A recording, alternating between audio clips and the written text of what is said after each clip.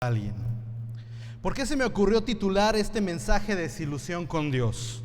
Bueno, porque hay dos errores muy comunes que a veces caen los cristianos, que caemos los cristianos, que los quise denominar. Uno es el cristiano Rockefeller y otro es el cristiano franciscano. El cristiano Rockefeller es aquel que dice que Cristo murió en la cruz, que ya pagó todo por nosotros y que nosotros no tenemos que pagar nada. El cristiano no tiene que sufrir, no tiene que padecer crisis, no tiene por qué enfermarse, no tiene por qué hacer absolutamente nada. O sea, todo lo pagó Jesús por su llaga en la cruz del Calvario. Ya les dije, en unos 20 minutos ya me hacen eso para que despierten, pero ahorita todavía no. Creo que todavía no están dormidos, espero. Otro es el cristiano franciscano, que él cree que entre más sufre, más creyente es, porque padece de una cruz, lleva su cruz esa persona. Fíjate que es bien curioso, porque el cristiano Rockefeller cree que no debe de sufrir el cristiano nada, que no padece nada, que no hay nada de eso. Y mi pregunta es entonces, ¿por qué todos los apóstoles murieron martirizados a excepción de Juan? ¿Y por qué todos sufrieron necesidades? Es interesante, ¿no?, el asunto. El cristiano Rockefeller menciona este tipo de cosas, y el cristiano franciscano dice, es que, hermano, yo le quiero dar gracias a Dios porque la prueba de nuestra fe produce paciencia. Sí, hermano, porque es que estoy pasando una crisis matrimonial y sé que Dios está fortaleciendo mi fe en mi matrimonio. Perfecto, hermano, y será por algo en específico. Pues es que mi vieja me cachó con otra y pues me trae como cuchillito de palo, pero va a fortalecer mi fe. Hay una diferencia entre consecuencia y sufrimiento. Hay mucha diferencia. Igual como hay una diferencia entre una bendición que Dios te puede dar y otra cosa es la flojera que uno puede tener. Una vez escuchaba a Marcos Witt que decía que llegó un joven con él y le dijo: he venido hasta acá contigo para que impongas tus manos en mí, ores y yo reciba la unción de tu parte y toque como tú y reciba una doble porción de tu espíritu como músico. Y Marcos Witt lo vio y dijo: ok, Padre, en el nombre de Jesús te ordeno, espíritu de flojera, que salgas de él. Le decía: oye, estudié 10 años música, 10 años estuve estudiando música con la batuta de mi mamá. ¿Sabes lo que es eso? Me traía así. Y tú dices que nada más por imponer mis manos, ya con eso vas a tocar igual que yo. No seas flojo. Era lo que le estaba diciendo a Marcos Witt, este hermano. Y a veces caemos en ese tipo de errores. No sé si has escuchado, Dios guarde mis labios de criticar a un pastor. Dios me guarde. Criticar a un pastor significaría echarme la soga al cuello en contra de Dios. Pero a veces podemos entender ciertos mensajes erróneamente. Podemos entender un mensaje equivocadamente. ¿Has escuchado de un avivamiento que viene de México? ¿Has escuchado que ese avivamiento viene específicamente de Guadalajara? Y todos dicen, amén. ¿Cierto? Pues te voy a dar unas cifras muy tristes, ¿eh? Desgraciadamente, Jalisco somos el último lugar en cristianismo del país. Vergonzosamente, ¿eh? El último lugar. Solamente hay un 5% de cristianos en todo México. Y mientras estados como Chiapas tienen un 22% de cristianismo, Jalisco tiene el 1%. El 1%. Nos gusta hablar del avivamiento, pero yo no encuentro en la Biblia un avivamiento que no haya sido precedido por arrepentimiento y en ocasiones por persecución. Y eso no nos gusta. Has escuchado lo que pasa en Chiapas con los cristianos, ¿verdad? Cómo son expulsados, cómo son asesinados, cómo pastores han muerto. Pero tienen un 22% de cristianismo. Tienen un 22% de cristianismo. A veces esas son confusiones. Nos podemos confundir. Tenemos responsabilidades. Dios nos llama a responsabilidades también. No solamente tiene bendiciones, sino también hay responsabilidades, hay consecuencias. Y en la vida Jesús dijo: en el mundo hallaréis aflicción. Pero yo he venido a darles vida y vida en abundancia. Tiene cierta razón uno y tiene cierta razón el otro. Es cierto, se puede padecer por el nombre de Cristo, pero también es cierto que Dios también nos quiere bendecir, pero hay ciertos requisitos para llevar esa bendición. Son a veces ese tipo de errores. Y mucha gente se aleja de la iglesia, hermano, porque tienen el concepto equivocado y lo dicen abiertamente, ¿no? Yo no voy a esa iglesia, ¿por qué? Porque nomás hablan del dinero. Bueno, son una bola de hipócritas, nadie me saluda. ¿Tú saludaste a alguien? Etcétera, etcétera. Y lo único que reflejan es el corazón de las personas. Pero bueno, por eso es que llamé esta predicación desilusión con Dios. Créeme, hermano, que el tema del sufrimiento es un tema bastante complejo, porque tienes que de verdad profundizar mucho y en lo que por lo menos yo siento la responsabilidad de decirlo abiertamente, que uno tiene que orar mucho y pedirle a Dios para no caer en ninguno de estos errores. Estar en una constante comunión con Dios para no confundir, no negar el poder de Dios, no atreverte a blasfemar el nombre de Dios porque te arriesgas a hacerlo, pero tampoco caer en los errores de ser complacista con la iglesia. ¿Tú crees que uno como predicador no sabe qué palabras puedo decir para que ustedes digan amén? Sí sabe uno cómo hacerlo, de verdad, y hacerlos llorar. Pero yo creo que si quisieran una conferencia motivacional y demás, pues prefieren escuchar a Miguel Ángel Cornejo o a Alex Day que a mí. Eso es obvio. Ya si quieres oír a Walter Mercado, pues ahí estamos más amolados, pero bueno. Pero la realidad, hermano, es que la palabra de Dios nos habla de bendiciones, pero también nos habla del sufrimiento. En la Biblia hay dos tipos de sabiduría. Una se le llama la pragmática y otra es la pensativa. La pragmática la hallamos en versículos como Proverbios, en las que dice, haz el bien y pues te va a ir bien, por llamarlo así, ¿no? Pero hay otra que es la pensativa, como Job, cuando dice, yo veo prosperar al pecador, etcétera, etcétera. Pero ya veremos. Mateo 6, 33 y 34 dice, mas busca primeramente el reino de Dios y su justicia y todo lo demás será añadido. ¿Sabes que de este versículo yo me agarré? Habíamos terminado unos campamentos, habíamos tenido hasta endemoniados, habíamos tenido 3,000 jóvenes, cientos de decisiones de haber entrado al seminario.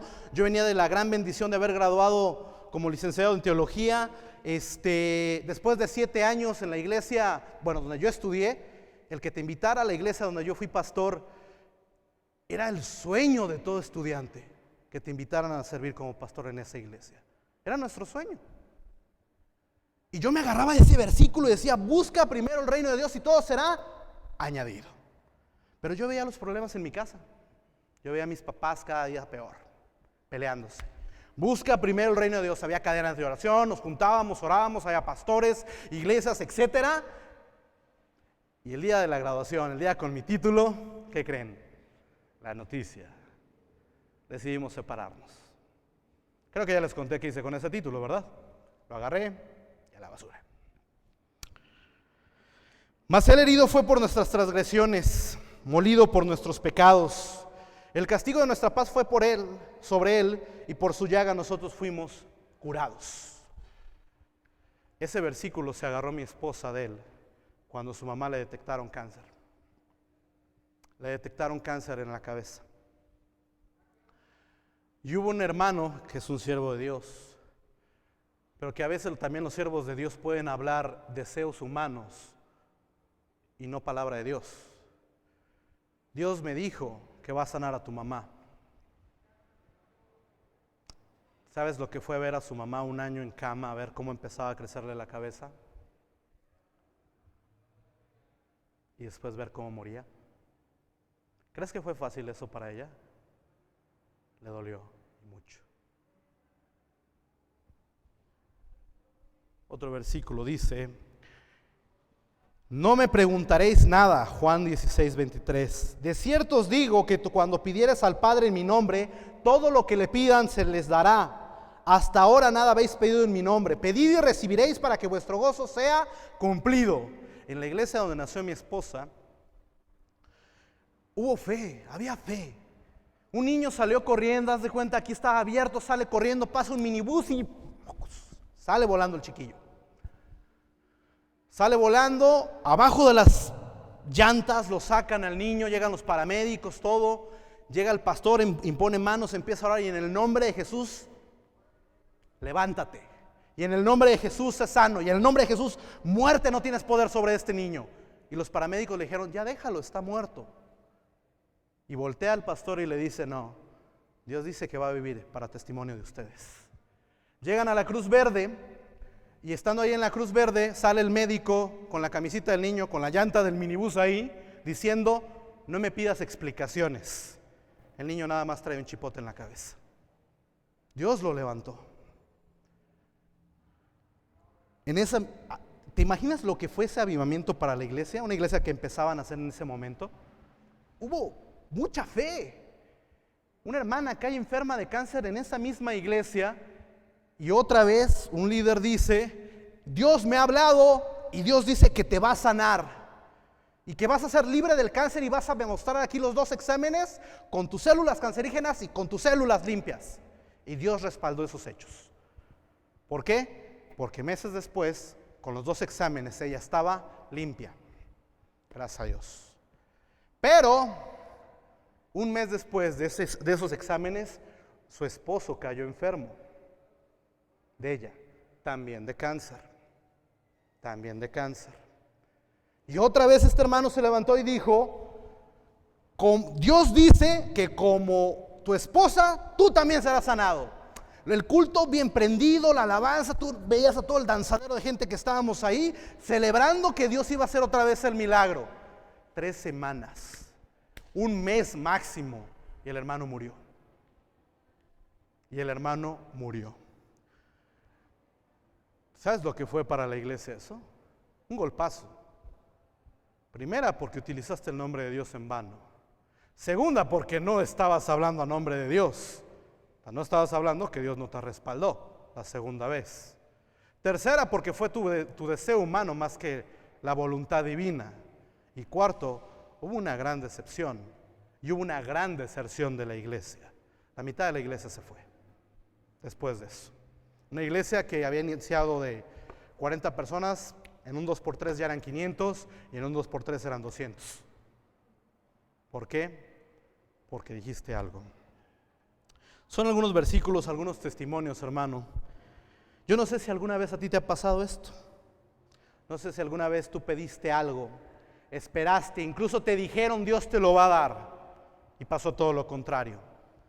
Y eso te desilusionó, te decepcionó. O a lo mejor conoces a alguna persona, o quizás alguno de los que le vamos a llevar algún CD con esta predicación va a escuchar esto y me va a decir, ese soy yo por eso me alejé.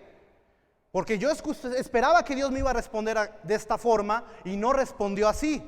A mí me dijeron que se hacía esto, Dios iba a hacer esto y no sucedió así. Y creo que Dios nos va a hablar mucho en este día y en estas conferencias. En el libro de Job dice, ¿aún mantienes tu integridad? Le decía su mujer a Job, maldice a Dios y muérete. ¡Wow! ¡Qué mujer! Él dijo, como cualquiera de las mujeres fatuas has hablado, ¿qué? ¿Recibiremos de Dios el bien y el mal no lo recibiremos? Desnudo salí del vientre de mi madre y desnudo volveré allá. Jehová dio, Jehová quitó, sea el nombre de Jehová bendito. Vamos a orar. Padre, en el nombre de Jesús queremos darte gracias por tu palabra. Gracias por los ejemplos que nos das en ella. Gracias también por los testimonios que tú nos puedes dar. Y Señor, permítenos tener un corazón sensible a tu voz. Permítenos ser sanados aquellos que tenemos una herida todavía en nuestro corazón quizás. Permítenos ser instrumentos tuyos para sanar de sanidad a otras personas que conocemos, que quizás se han apartado de la iglesia, que quizás se han apartado de tu camino, tal vez por una desilusión, por una decepción, porque esperaban algo que no recibieron. Padre, enséñanos de verdad. Danos palabra a nosotros, háblanos a través de tu Espíritu Santo y que esa palabra también traiga fruto, no solamente a nuestras vidas, sino a aquellas personas que la vamos a compartir. Te lo pedimos en el precioso nombre de Cristo Jesús. Amén, Señor. El sufrimiento en el plan de Dios. Es natural que a veces queremos ver las causas normales o humanas de por qué se sufre, porque una persona tiene el sufrimiento. Pero los cristianos debemos darnos cuenta que la soberanía de Dios desempeña un papel en cada suceso de la vida. Desde el más agradable y bonito que querramos y fácil de aceptar hasta el más traumático y difícil de entender. Puede suceder que hasta los creyentes más maduros tengan que esforzarse a veces para aceptar o incluso percibir los propósitos de Dios a través de esa adversidad. Los que no reconocen el soberano papel de Dios o el trabajo sobre la soberanía de Dios tienden normalmente a cuestionar el papel de Dios y tienden a criticar sobre todo a nuestro Padre en los cielos. Jesús predijo la hostilidad del mundo. Jesús nos advirtió de ella. Por favor, abran sus Biblias en Juan capítulo 15, versículos 18 y 19. Juan 15, 18 y 19. Próxima semana creo que podemos tener en el cañón los versículos porque vamos a estar recorriendo bastante la palabra y para no atrasarnos mucho y para que todos leamos la palabra de Dios, vamos a tenerlo. Juan 15, 18 y 19 dice: si el mundo os aborrece, sabed que a mí me ha aborrecido antes que vosotros. Si fuerais del mundo, el mundo amaría lo suyo. Pero porque no sois del mundo, antes os elegí del mundo, por eso los aborrecen. Este planteamiento sencillamente reafirma lo que él ya había dicho en el Sermón del Monte. Él había dicho: bienaventurados los que sufren por causa de la justicia, porque de ellos es el reino de los cielos. Bienaventurados sois porque cuando por mi causa os vituperen y os persigan y digan toda clase de mal contra vosotros, mintiendo. Gozaos y alegraos porque vuestro galardón es grande en los cielos, porque así persiguieron a los profetas antes que a vosotros. Ojo, otra vez, no hay que confundir consecuencias, imprudencias con persecución. Mis bendiciones y mis respetos, no conozco quién es la persona que predica el evangelio enfrente de catedral los fines de semana, no lo conozco, tengo el gusto. Mis respetos a él y reconozco la labor que hace porque más de una persona ha recibido a Cristo a través de su ministerio. Pero, decir, ¿no les da vergüenza tener un presidente municipal chilango? ¿Y qué no ven en ese templo que está lleno de imágenes de ídolos y de homosexuales dirigiendo esa iglesia? Y después se lo suenan: bienaventurado soy porque por causa de Cristo estoy padeciendo. ¿Es por causa de Cristo o es por imprudencia? Seamos honestos también. Son cosas muy diferentes. ¿Por qué el mundo nos aborrece? 3 razones te voy a dar por qué te va a aborrecer el mundo. En primer lugar, porque no somos del mundo. La Biblia lo dice. Primero, el mundo nos aborrece a los cristianos porque los cristianos no son del mundo. El término mundo significa la palabra griega cosmos, que se refiere al sistema maligno del pecado en este mundo, con la autoridad de Satanás e implementado por la humanidad. Juan 14:30 dice: no hablaré ya mucho con vosotros porque viene el príncipe de este mundo y él no tiene nada en mí. Jesús decía de Satanás que era el príncipe de este mundo. Tiene una autoridad en este mundo, el diablo. Tenía. Satanás, al estar a la cabeza de un sistema como este, los creyentes enfrentaremos una oposición aborrecible y podemos ser rechazados por la sociedad. Segunda de Corintios 11:14 dice: y no es maravilla porque el mismo diablo se viste como ángel de luz. Hay muchos mecanismos por los cuales el diablo trabaja. No necesariamente, si tú crees que el diablo se viste de rojo, con cola, con trincha y con cuernos, pues ese no es el diablo. Dice que se viste como ángel de luz y a veces sus mecanismos que utiliza son bastante engañosos. En una ocasión me invitaron a una iglesia a predicar, era un aniversario, creo que cumplía 20 o 25 años la iglesia, 25 años, algo así más o menos, no me hagan mucho caso. Pero el chiste es que en 25 años eran 30 personas. Y yo hablé del arrepentimiento. Y se enojaron.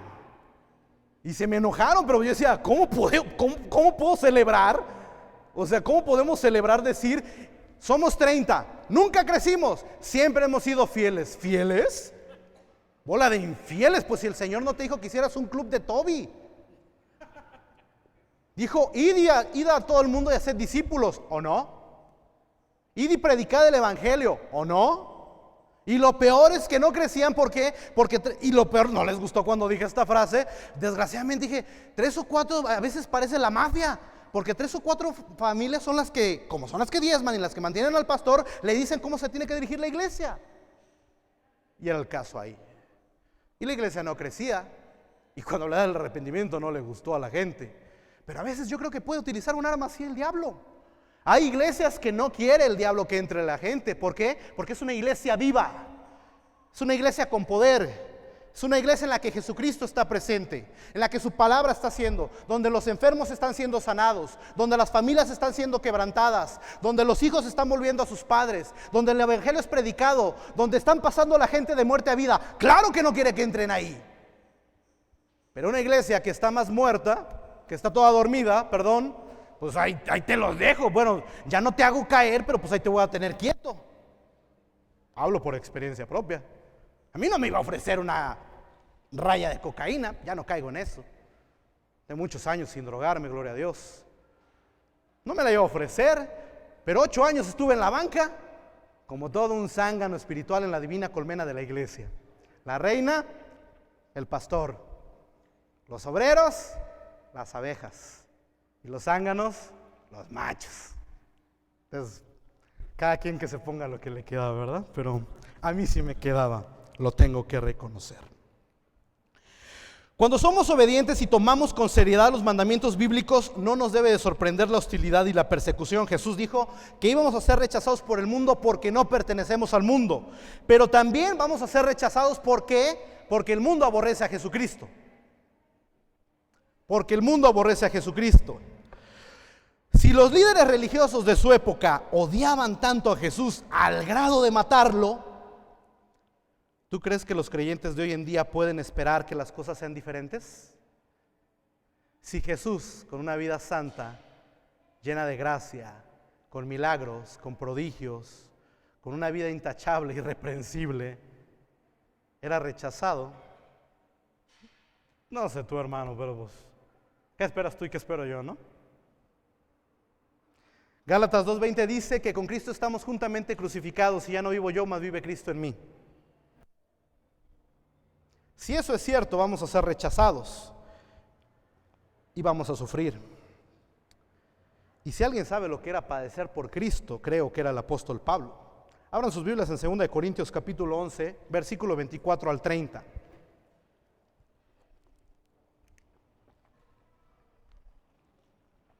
Segunda de Corintios capítulo 11, versículos 24 al 30. Dice la palabra de Dios: de los judíos 5 veces he recibido 40 azotes menos 1. 3 veces he sido azotado con vara, 1 vez apedreado, 3 veces he padecido naufragio. 1 noche y en el día he estado como náufrago en alta mar, en caminos muchas veces, en peligros de ríos, de ladrones, de mi nación, peligros de los gentiles, peligros en la ciudad, peligros en el desierto, en el mar, peligros entre falsos hermanos. ¿En dónde? Falsos hermanos. Digo, yo sé que aquí nunca ha pasado, ¿verdad? En esta iglesia, pero puede suceder, que a veces de donde más vienen los golpes bajos, ¿de dónde crees que es? De los de casa, tristemente. En trabajo y en fatiga, en muchos velos, en hambre y sed, en muchos ayunos, en frío y en desnudez, y además de otras cosas, lo que sobre mí se agolpa cada día, la preocupación por todas las iglesias. ¿Quién enferma y yo no enfermo? Ah, caray, ¿Pablo enfermaba? Pecador. Bueno, eso diría un cristiano Rockefeller. Entonces, ¿por qué no sana? Porque no tiene fe. ¿Por qué no sana el hermano? Pues porque es un pecador. Y si tiene cáncer, pues habrá sido así su pecado. Pues así serían los apóstoles de pecadores, ¿no? Porque eran los amigos de Jesús, y a Jesús le decían que era el amigo de los publicanos y de los pecadores. Ese es un error. Versículo 29. ¿Quién enferma y yo no enfermo? ¿A quién se le hace tropezar y yo no me indigno? Si es necesario gloriarse, me gloriaré en lo que es de mi debilidad. Pablo también sufrió. Vamos a sufrir, ¿por qué? Porque no somos de este mundo. Vamos a sufrir también porque el mundo aborrece a Cristo y nosotros pertenecemos a Jesús. La semana pasada, la quincena pasada dijimos, ¿no? Israel es el pueblo elegido por Dios. Pero la iglesia es el pueblo comprado por la sangre de Jesucristo. Amén. Tercera razón por la que el mundo nos va a aborrecer: porque no conocen a Dios. Juan 15:21 dice: mas todo esto harán por causa de mi nombre, porque no conocen al que me ha enviado. Tal ignorancia ha contribuido grandemente a la degradación moral y espiritual. El problema es que muchos cristianos actuamos como si el problema se acabara haciéndonos amigos del mundo. Y a veces agarramos también, fíjate aprendes de esta frase: nunca agarres un versículo fuera de contexto, porque luego lo agarras de pretexto para decir una bola de sandeces, ¿ok? Nunca agarres un versículo fuera de contexto, porque luego lo agarras de pretexto para decir una bola de sandeces. Si no, pregúntale a una secta llamada Los Niños de Dios, que dice que el que no aborrece a su padre, madre, mujer e hijos, hermanos y hermanas, no puede ser mi discípulo. Y esa secta enseña que tienen que vivir en comunas y que tienen que odiar a sus papás. Eso enseñan, Eso se agarró un versículo fuera de contexto. ¿Estamos? Y hay quienes pueden decir, bueno, Pablo decía que se hacía como los judíos para ganar a los judíos y a los gentiles para ganar a los gentiles. Por eso yo voy a la discoteca a evangelizar, pastor. ¿De verdad? Si es el peor lugar, oye. ¿Tú crees que les interesa hablar de Dios? ¿Tú crees que tienen necesidad de Dios ahí? ¿Crees que tienen necesidad de Cristo? ¿Cuántos de ustedes llegaron aquí o llegaron a los pies de Cristo en época de prosperidad? ¿Y cuántos llegaron en época de necesidad? Yo no sé ustedes, yo llegué con... ¿Saben cómo fue la conversión de mi familia? Un día mi papá y mamá se agarraron a sombrerazo y a porrazo en el carro. Mi mamá se echó caminando, se bajó del carro, se echó caminando, llegó a un lugar que decía iglesia. Oiga, ¿qué horas son las clases? ¿Y cuánto cobran? Y ahí recibió a Cristo. Y ahí llegamos todos a los pies de Jesucristo. No llegamos porque estábamos bien. ¿Por qué el sufrimiento es parte del plan de Dios? ¿Por qué forma parte del plan de Dios? Hasta el momento hemos visto que el sufrimiento a través de la persecución es una experiencia que los creyentes podemos esperar. Ojo, no te equivoques, hermano, no améis al mundo ni las cosas que están en el mundo. Si alguno anda al mundo, el Padre no está en él. Oh almas adúlteras, ¿no sabéis que la amistad con el mundo es enemistad contra Dios? No podéis tomar de la copa de los demonios y de la copa del Señor. ¿De acuerdo? Juan 16:33 dice: estas cosas os he hablado para que en mí tengáis paz. En el mundo tendréis aflicción, pero confiad, yo he vencido al mundo. ¿Quién lo venció?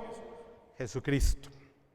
Los apóstoles apoyaron esta enseñanza. Pablo decía en Timoteo 3:12: y todos aquellos que quieren vivir piadosamente en Cristo padecerán por Cristo persecución.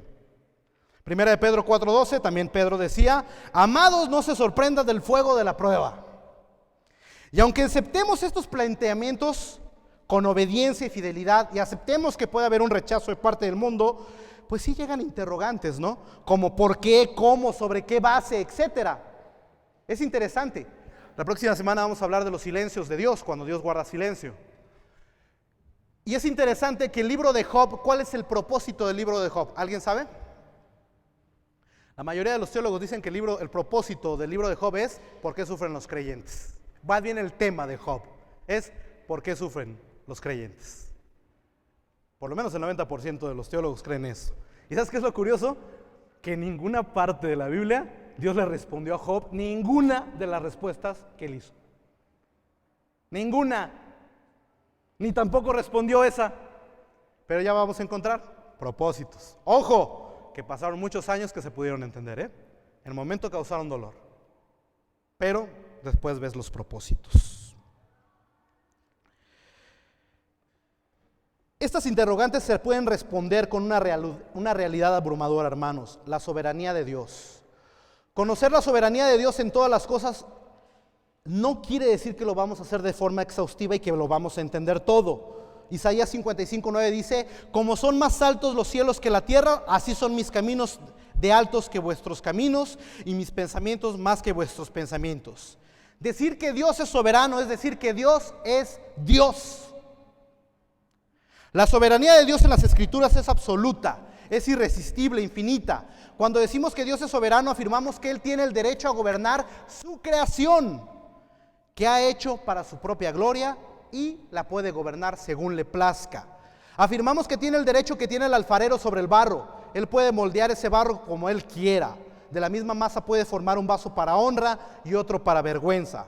Afirmamos que Él no está sujeto a ninguna norma fuera de su propia voluntad y naturaleza, que Dios es la ley de sí mismo y que no tiene obligación de dar cuenta a nadie de estos asuntos. Dios no tiene por qué responderte. Hermano, podemos entender. Quiero invitarte que siempre que veas una tribulación, a ti que eres creyente, que conoces a Jesús, siempre la tribulación, el problema, la enfermedad, la crisis que puedas estar pasando, siempre vela a través de la cruz de Cristo. ¿Sabes cómo te ve Dios? A través de la sangre de Cristo. Y te ve santo, sin mancha, irreprensible, coheredero de la salvación, etcétera, etcétera. ¿Cierto? Si no nos viera a través de la sangre de Cristo, ¿cómo nos vería? Ponle el título que... ahí va el fraudulento, ahí va el rata, ahí va el tranza, ese es el holgazán que no trabaja, ahí está el adúltero. Pero Él te ve como su hijo, como la niña de sus ojos, como su creación perfecta, como su coheredero de la salvación, por la sangre de Cristo. Nosotros debemos de ver las circunstancias difíciles a través de la cruz de Cristo, porque la cruz de Cristo es la mayor manifestación de Dios, de su amor. Dios me ama, y lo mostró en la cruz del Calvario. Si Dios me ama, todo, cualquier cosa que Él permita que pase, cualquier cosa, Él tiene el control y Él me ama. Cualquier cosa que pase.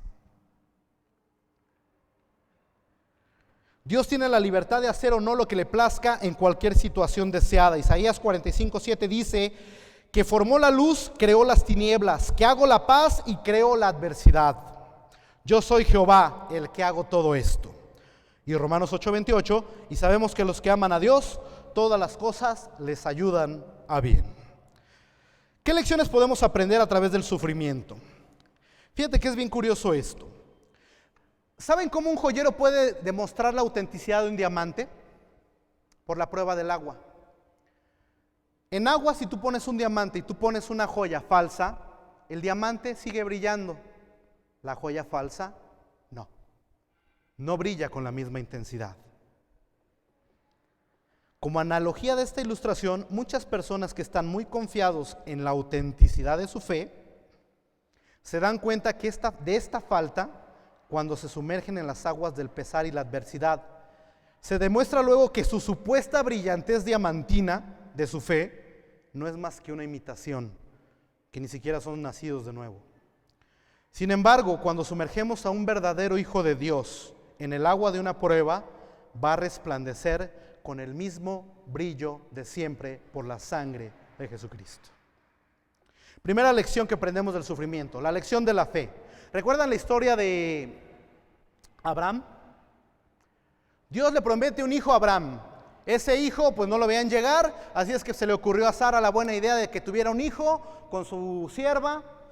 Viene Ismael y bueno, 4000 años después siguen en guerra los árabes y los judíos. Creo que fue una mala idea, pero bueno. Pero Dios cumplió su promesa, la cumplió. Y vino el nacimiento de Isaac. Y Abraham aprendió. La primera vez no esperó. Y eso le llevó muchos problemas. Hasta la fecha las tiene el pueblo de Israel. Pero la segunda vez cuando le dice, dame a tu hijo, a tu único, en sacrificio, ve y presenta holocausto de él, ¿dudó? Fue Abraham y obedeció. Abraham fue y obedeció.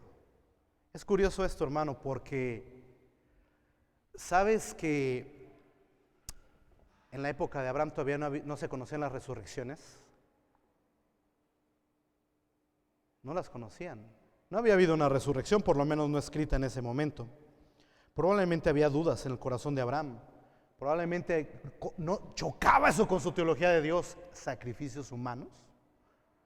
Cuando me dijiste que me alejara de eso. O sea, podría ser. Sin embargo, vamos a Génesis capítulo 22.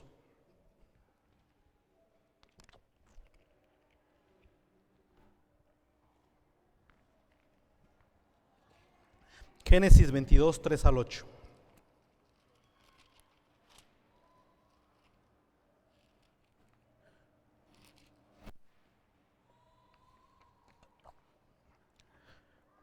Versículo 5 dice: entonces dijo Abraham a sus siervos: esperad aquí con el asno, y yo y el muchacho iremos hasta allí, adoraremos y... ¿qué dice? Volveremos. Versículo 8. Y respondió Abraham: Dios proveerá cordero para el holocausto. Cuando su hijo le preguntó: ¿dónde está el cordero? Dios le pidió algo a Abraham. ¿Qué era lo que más quería? La prueba de su fe. Su hijo. Una lección que aprendemos del sufrimiento es la lección de la fe. ¿Qué es lo que más amas? ¿Qué es lo que te puede pedir Dios? ¿Estarías dispuesto a dárselo? ¿Sabes quién es el primer lugar en nuestra vida? O debe de serlo, ¿no? Porque donde está vuestro tesoro, ahí está tu corazón. Abraham no le negó a su hijo. Dios aceptó la disposición de Abraham como evidencia de su fe y lo vistió de justicia. Concluimos pues que entre más difícil es la obediencia en una prueba, más excelente es nuestra fe. Si por gracia mostramos una fe fuerte, esto nos debe de alentar que es real, que se puede volver más fuerte a medida que continuemos viendo al Señor en las pruebas. Otra lección que podemos aprender del sufrimiento es la lección de la humildad. En Corintios, Pablo decía: y para que la grandeza de las revelaciones no me exaltase desmedidamente, me fue dado un aguijón en la carne, un mensajero de Satanás que me abofeté, para que no me enaltezca en sobremanera. Y me ha dicho: bástate mi gracia, porque mi poder se perfecciona en la debilidad. Por tanto, de buena gana me gloriaré en mis debilidades, para que repose sobre mí el poder de Cristo. Por amor de Cristo me gozo en las debilidades, en afrentas, en necesidades, en persecuciones, en angustias, porque cuando soy débil, soy fuerte. Segunda lección que aprendemos del sufrimiento es la humildad. Pablo había recibido revelación como nadie. Más de la mitad del Nuevo Testamento fue escrito por Pablo. ¿Quién evangelizó a Pablo? Jesucristo mismo. ¿Quién subió al tercer cielo? Pablo. ¿Quién había visto todas esas maravillas? Pablo. ¿O no? Para que no se exaltase, tuvo un aguijón en la carne. Dice un mensajero. La palabra mensajero en el griego es ángelos, que puede ser traducido también como ángel. Algunos creen que puede ser un ángel que lo atormentaba a través de una enfermedad, y otros piensan que era una persona poseída la que estaba dándole duro a Pablo. Y dice: he rogado a Dios que me lo quite. Y Dios dice: bástate mi gracia, porque mi poder se perfecciona en la debilidad. ¿Para qué? Para que no se exaltase en sobremanera. Segunda lección, la humildad. Tercera lección a través del sufrimiento: el rechazar el materialismo. Mateo 6:24 dice: ninguno puede servir a dos señores, porque aborrecerá a uno o amará al otro, o estimará a uno y menospreciará. ¿Qué tal? Me vi bien el Bester Gordillo, ¿verdad? Pero bueno, al otro. No podéis servir a Dios y a las riquezas. ¿Sabes que dos de las pruebas más difíciles que enfrentamos los cristianos son la necesidad y la prosperidad? ¿Tú crees que la prosperidad no es una prueba a veces difícil? Yo no sé si te ha pasado esto, hermano, pero pasa un hermano a dar un testimonio y dice: hermanos, yo quiero pedir que oren porque mi hija está enferma en el hospital civil, necesitamos 5 donadores que nos apoyen. ¿Y qué piensas tú en tu corazón? Híjole, pues, pobre hermana, ¿no? Qué dolor, qué sufrimiento, y no, pues, hay que apoyarla y hay que orar con ella, y te compadeces con ella. Pero cuando pasa un hermano y dice: bueno, quiero darle gracias a Dios porque mi esposa y yo nos fuimos a un crucero en las Bahamas, de aniversario, y hay que decimos: ¿y no te hundiste por ahí? ¿No te cayó el huracán? ¿No te pasó nada malo? No sé tú, no sé si estoy hablando nada más así, pero creo que es más fácil a veces dolernos con el que se duele que alegrarnos con el que se alegra. Le doy gracias a Dios porque Dios me concedió la casa. Pues una del Infonavit, pues así queda, esas ni sirven. Le doy gracias a Dios porque por fin me permitió comprar un carro. Mugrebocho. ¿O no? No, hombre, hermanos, yo les pido que oren por mí porque Pues hemos sufrido en el negocio, hemos tenido una situación difícil este año. Ay, no cambiaste de carro del año y ya por eso se hace. ¿O no? Para él es una necesidad, está sufriendo. Como a lo mejor, digo, el que sufre por millones, el que sufre por el chivo de hoy, sufre por el chivo de hoy. Al fin y al cabo es su necesidad. Pero la prosperidad a veces puede ser una lucha también muy grande, ¿eh? Y muchos se pierden en ella. Jesús decía que era más fácil que pasara un camello por el ojo de una aguja que un rico se salvara. ¿Por qué? Porque niégame la siguiente afirmación que voy a hacer. Cuando todo nos va bien y todo nos sale de maravilla, del primero que nos olvidamos es de Dios. ¿O no? Nos sobran las ocupaciones. ¡Ay, no tengamos una necesidad! Porque, hombre, aquí estamos. Y pasamos al frente y ahí estamos con nuestra petición de oración y todo lo demás, que no es malo. Pero, híjole, cuando estamos bien y nos va bien y todo lo demás, pues ¿para qué quiero a Dios? Una vez escuché un hombre que me decía, mira, me va bien, tengo lana, me llevo bien con no soy adúltero, me llevo bien con mi esposa, soy ejemplo de mis hijos, pues, ¿para qué quiero a Dios? Así, con esas palabras, literalmente. Había otro hermano que en una ocasión decía él, lo escuché a él platicando, nos platicaba, que la primera vez que llegó a una iglesia, invitó al pastor a comer y fue, y el pastor le dijo, oye, ¿y cuándo vas a hacer algo que valga la pena? Y este hermano decía, ¿algo que valga la pena? Para esto el hermano era el presidente del Colgate Palmolive, no más, de la transnacional. Venía de Harvard, era graduado, etcétera, y decía, ¿algo que valga la pena, pastor? O sea, soy el presidente de Colgate Palmolive. Y tú me dices que algo que valga la... Sí, algo que no se quede aquí en la tierra, algo que perdure en la eternidad. Sorpresa. Hoy ese hermano, que sigue siendo presidente de la Colgate Palmolive, es un pastor laico de esa iglesia. Ellos tienen pastores laicos, que tienen su trabajo, que no están en nómina, pero que ejercen un pastorado con cierto grupo. La iglesia es grande, es una iglesia donde estudió nuestro pastor allá en Lomas Verdes, en Satélite, y ahí va él. Pero fíjate lo curioso, cómo cambió la visión, cómo cambió su visión, el materialismo. La prueba también te permite aprender del materialismo, a rechazar el materialismo. Una cuarta lección que aprendemos a través del sufrimiento es la esperanza eterna. Romanos 8:18 dice, pues tengo por cierto que las aflicciones del tiempo presente no son comparables con la gloria venidera que nosotros ha de manifestarse. Les compartí al principio de la predicación de cuando mi suegra murió, el sufrimiento que hubo, o cuando mis papás se separaron, la decepción que yo sentí. ¿Sabes que hace 2 días Dios le regaló un sueño a mi esposa? Y en ese sueño estaba su mamá y le decía, felicidades, hija. Para esto vamos a ser papás, les damos la noticia, así es que gócense con nosotros porque viene un hijo en camino, estamos esperando. Dios respondió a nuestra oración y le decía a su mamá, a ella, felicidades, hija, estoy orgullosa de ti. Y la besaba. Mi esposa no te podría contar eso, se soltaría en lágrimas. Si yo que se me quieren quebrar los ojos, ella no podía. Yo le pregunté, ¿y cómo está tu mamá? Y ella decía, radiante. ¿Y cómo estaba? Feliz. Y físicamente, fuerte, hermosa. ¿Te acuerdas de cuando murió? ¿Se parecía? No.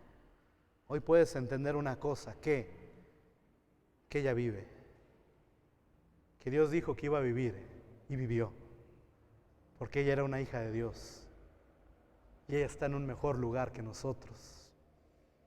Pero ella tardó un par de años en entender eso. Pero después de haberla visto, ¿sabes la alegría que le dio? Un gran placer, pues tengo por cierto que las aflicciones del tiempo presente no son comparables con la gloria venidera que nosotros ha de manifestarse, hermano. Lo que sea que sufras o padezcas aquí se queda. Pero algún día vas a estar con el Señor si tu fe estuvo en Jesucristo. Jesucristo no te negó que en el mundo iba a haber aflicción. Jesucristo no negó que iba a haber una persecución. Jesucristo no negó nada de eso. Pero Él también dijo, en la casa de mi Padre muchas moradas hay. Voy pues a prepararos lugar para que donde yo estoy, vosotros también estéis conmigo. ¿No te da alegría eso? ¿No te da gusto? Independientemente de lo que sea, piensa cuál es tu problema. El peor, el que quieras. La peor desilusión, tristeza que has pasado en tu vida. La que tú gustes. Piensa en ella. Se compara con la gloria venidera que ha de manifestarse cuando te reciba el Señor y te diga, bienvenido, te estuve esperando. Se compara con decir, te vi en la cruz. Ese día que llegaste y que te compartió esa viejita y que tú dijiste, sí quiero recibir a Cristo. Yo ahí te estaba viendo cuando yo estaba en la cruz del Calvario. Y 2000 años después tú estabas recibiéndome ahí. Bienvenido, hijo, te estuve esperando. Porque tengo por cierto que las aflicciones del tiempo presente no son comparables con la gloria venidera que nosotros ha de manifestarse. Una quinta lección que aprendemos a través del sufrimiento es la lección del amor. ¿Qué es lo que Dios quiere de nosotros, hermano? ¿Qué es lo que más desea? ¿Cuál es el primer mandamiento? Amarás al Señor tu Dios con todo tu corazón, con toda tu alma, con toda tu mente y con todas tus fuerzas. ¿Qué es lo que más quiere Dios de ti, de mí? Una relación personal. Que le amemos, que le busquemos. Si te concediera todo lo que tú quisieras, ¿sabes de quién te olvidarías primero? De Él. Y Dios a veces nos prueba ¿para qué? ¿Estás listo para recibir más? Te lo doy. Dios quiere darnos. Pero dice, si te lo doy te vuelves loco. Si te lo doy te echas a perder. No sé cuántos vieron la película de Todopoderoso, una de Jim Carrey. Una película cómica. Él quería lucirse en una cena y ¿qué hace? Jala la luna y la baja. Y al día siguiente en las noticias todo China inundado. ¿Por qué? Por la relación entre la Tierra y la Luna. ¿De acuerdo? ¿Te imaginas si Dios nos concediera todo lo que le pedimos? Dios, incluyome a veces, que me gane el melate. Imagínate, Señor, no hombre, pastor, ahorita serían 11 millones mi diezmo, no hombre, estaría, bienvenido, Señor, imagínate lo que ocupamos aquí para la iglesia, ¿no? Pero mi pregunta es, te di inteligencia, te di salud, te di fuerza, te di un negocio, te di unas manos para trabajar, te di capacidad, te di a mi Hijo Jesucristo, tienes al Espíritu Santo dentro de ti, estoy contigo, eres trabajador, te doy ese ánimo para ser trabajador, te doy capacidad, te doy gracia, ¿y quieres el melate? Hijo, lo único que ocupas es a mí. A mí. Es lo único que necesitas. Apocalipsis 2 al 4 dice, yo conozco tus obras, tu arduo trabajo y paciencia, que no soportas a los malos, que has probado a los que dicen ser apóstoles y los has hallado mentirosos. Has sufrido, has tenido paciencia, has trabajado arduamente por amor de mi nombre y no has desmayado, pero tengo algo contra ti, que has dejado tu primer amor. Tu primer amor. Yo no sé si te ha pasado. No sé si te ha pasado. Cuando recibiste a Cristo. Esa hambre, esa pasión por ir y compartir la palabra. Yo me acuerdo que cuando yo recibí a Cristo, todo el mundo le quería compartir yo. Era incongruente cuando yo quería compartir el evangelio, de verdad, totalmente. De donde yo venía, pues como que no me la creían. Y de repente años dejé de compartir el evangelio. Y de repente dejé hasta de congregarme un año de la iglesia. Y de repente me olvidé de Dios.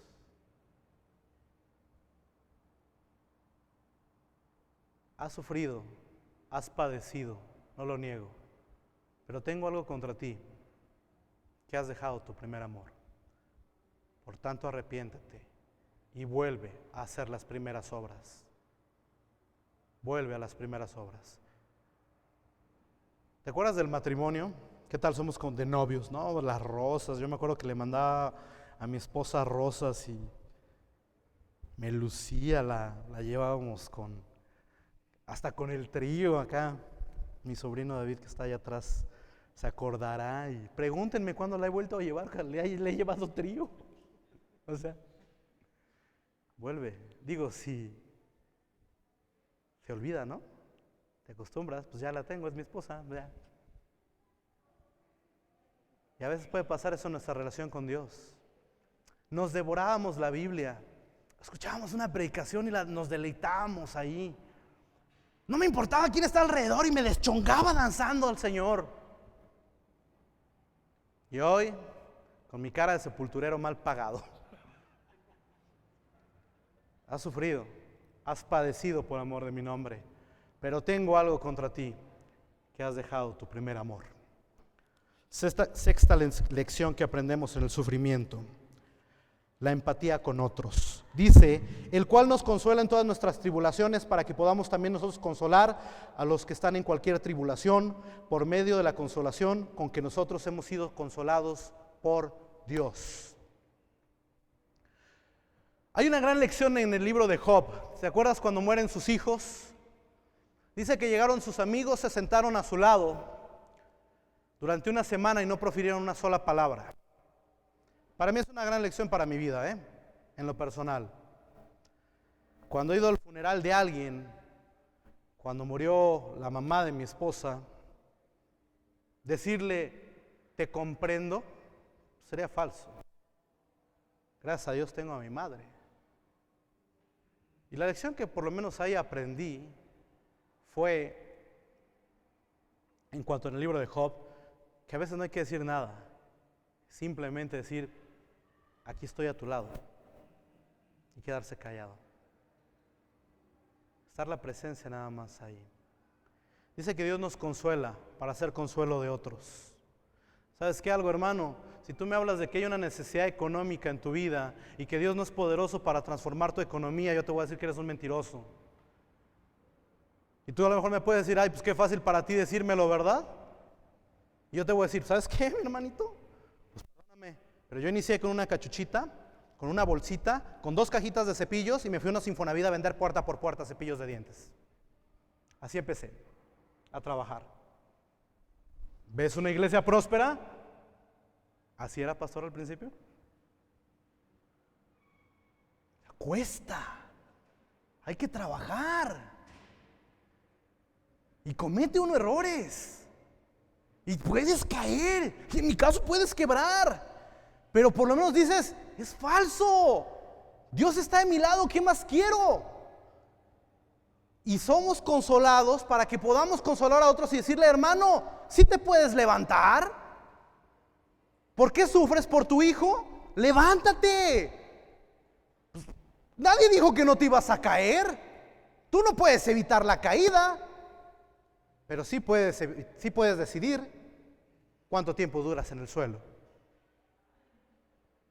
Quizás podrás evitar la caída si eres un hombre sabio, pero la mayoría no lo somos. Pero puedes ser un hombre inteligente y aprender de los errores y decir, no lo vuelvo a hacer. Dios nos consuela para que seamos consuelos de otros. Yo no sé quién de ustedes haya tenido un problema de vicios, pero si tú me dices en esta noche, ¿sabes qué? Yo no puedo dejar la droga, yo te digo, eres un mentiroso. Cristo sí te puede liberar, porque de un día para otro yo no me volví a drogar. 2 cajetillas diarias y de un día para otro no las volví a hacer. Una botella diaria y no la volví a tomar. 2 grapas diarias y no lo volví a hacer. De un día al otro, cuando yo conocí a Jesucristo. ¿Hay libertad? Sí. ¿Puedo dar un testimonio así? Sí. ¿Tú puedes dar algún testimonio de algún área? Sí. ¿Por qué? Porque Dios ya te consoló. Y a lo mejor en mi sufrimiento, a lo mejor en algo que a mí me pese, a lo mejor en algo que a mí me duela, te puede dar consolación. Yo le compartí el otro día aquí a mi hermano Lalo, cuando nos compartía él de su esposa, acerca de mi sobrino. Allá está, allá atrás mi sobrino. De su embarazo. Fueron meses pesaditos, ¿o no, David? Pero ¿qué tal la bendición de ver a tu hijo? Por ejemplo, en este caso, David puede decirle a Lalo, ¿a rodilla pelona? Sí puede. Y a lo mejor alguien le puede decir a otro hermano, sí se puede. Oye hermano, yo tengo esta lucha. Y a lo mejor ese hermano te va a decir, sí puedes. ¿Por qué? Porque Dios te consoló. Y a través del sufrimiento es una lección que se aprende. ¿Cuál? La lección de la empatía por otros. Séptima lección, la lección de la fortaleza imperecedera. Vean lo que dice Juan capítulo 17, Jesús. Finalmente, creo que Dios permite las pruebas y los sufrimientos para desarrollar en nosotros una fortaleza todavía para mayor utilidad. Juan 17, 9 al 19. Juan capítulo 17, versículos 9 al 19. Dice la palabra de Dios: yo ruego por ellos, no ruego por el mundo, sino por los que me diste que tuyos son. Y todo lo mío es tuyo, y lo tuyo mío, y he sido glorificado en ellos. Y ya no estoy en el mundo, mas estos están en el mundo, y yo voy a ti. Padre Santo, a los que me has dado, guárdalos en tu nombre, para que sean uno, así como nosotros. Cuando estaban ellos en el mundo, yo los guardaba en tu nombre. Los que me diste, yo los guardé, y ninguno se perdió, mas el hijo de perdición, para que la escritura se cumpliese. Pero ahora yo voy a ti, y hablo esto en el mundo, para que tengan mi gozo cumplido en sí mismos. Yo les he dado tu palabra, y el mundo los aborreció, porque no son del mundo, como yo tampoco soy del mundo. No ruego que los quites del mundo, sino que los guardes del mal. No son del mundo, como tampoco yo soy del mundo. Santifícalos en tu verdad, tu palabra es verdad. Como tú me enviaste al mundo, así yo los he enviado al mundo. Y por ellos yo me santifico a mí mismo, para que también ellos sean santificados en la verdad. Dios nos pone en situaciones difíciles para purificarnos y ayudarnos a crecer. Yo soy la vid, vosotros los pámpanos. El que permanece en mí, yo en él, este lleva mucho fruto, porque separados de mí, nada podéis hacer.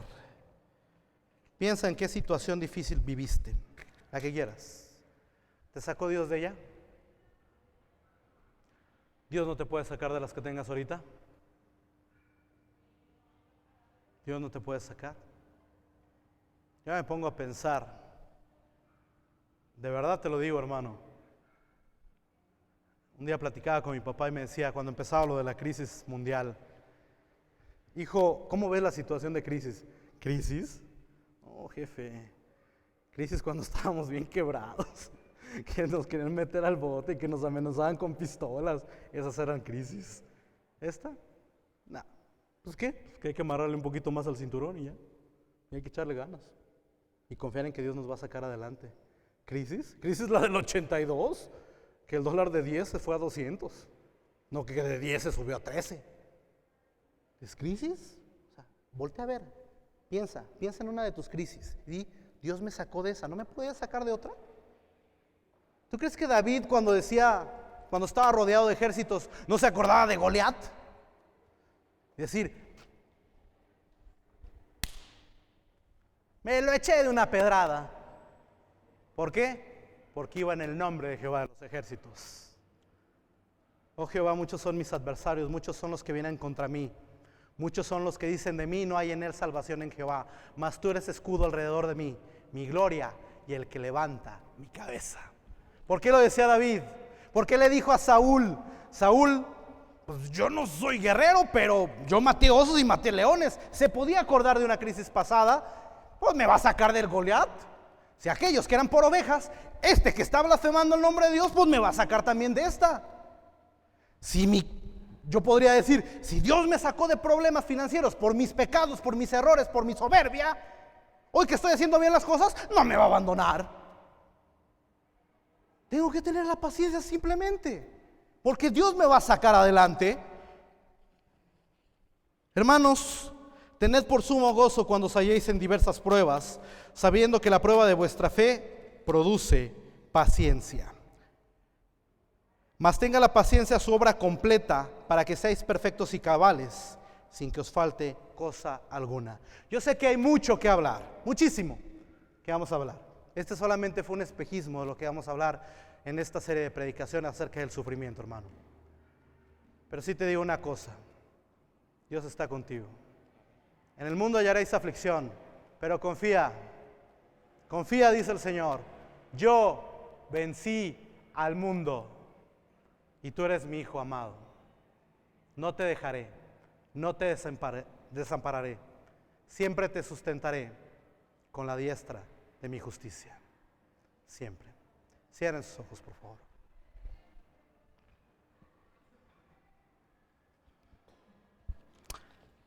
Quiero que pienses en ese momento doloroso, que le pidas a Dios en este momento que te traiga a tu mente si hay algo que ha impedido tu crecimiento, si hay algo que ha impedido que avances. Probablemente una desilusión, probablemente una ruptura, probablemente una respuesta que recibiste que no era la que querías. Pídele a Dios que te la enseñe, hermano, porque te está estorbando. Dios quiere que pases, Dios quiere que avances, Dios quiere darte más, pero no puede darte más hasta que pases. Un niño no puede pasar a tercero si no pasa primero los exámenes de segundo. No sé en qué grado estés, Dios sabe, tú lo sabes, pero a lo mejor te has rehusado a pasar de ahí. Pídele a Dios que te perdone, que aunque no entiendas por qué permitió el que sufrieras eso, tal vez en tu familia, tal vez en tu trabajo, tal vez en el amor, tal vez en alguna enfermedad, tal vez en tus hijos, que aunque tú no lo entiendas, si puedes entender y crees de todo corazón que te ama con todo su corazón. El problema de la humanidad es no conocer a Dios. La palabra de Dios dice que de tal manera amó Dios al mundo que ha dado a su Hijo unigénito, para que todo aquel que en Él cree no se pierda, mas tenga vida eterna. Porque Dios no envió a su Hijo al mundo para condenar al mundo, sino para que el mundo sea salvo por Él. Si hay algo que sanar, pídele a Dios perdón. Dile: Señor, tócame, sáname. Y sea cual sea mi situación, sea cual sea, aunque ande en valle de sombra de muerte, no temeré mal alguno, porque tú me sustentas. Padre, gracias, Señor. Gracias. Si tú no has tenido ese encuentro con Dios, dile estas palabras a Jesús. Señor Jesús, yo reconozco que soy un pecador y que me he equivocado en mi vida. Reconozco que no puedo hacer nada para salvarme, pero en esta noche yo te recibo como mi único y suficiente Salvador. Te invito a entrar a mi corazón y salva mi vida. Y a ti que eres creyente,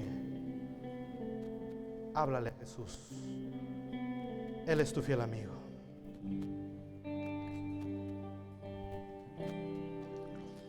Llévame allá, donde sé que habrá paz, donde tengo que callar para escucharte hablar, donde todo es realidad y el tiempo no existe más. Una y otra vez, al estar yo junto a ti, no me puedo contener. Cuando me miras así, ya no hay nada que decir. Eres todo para mí.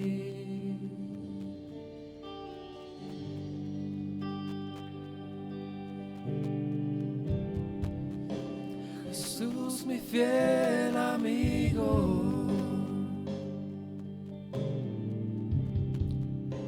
mi dulce caminar.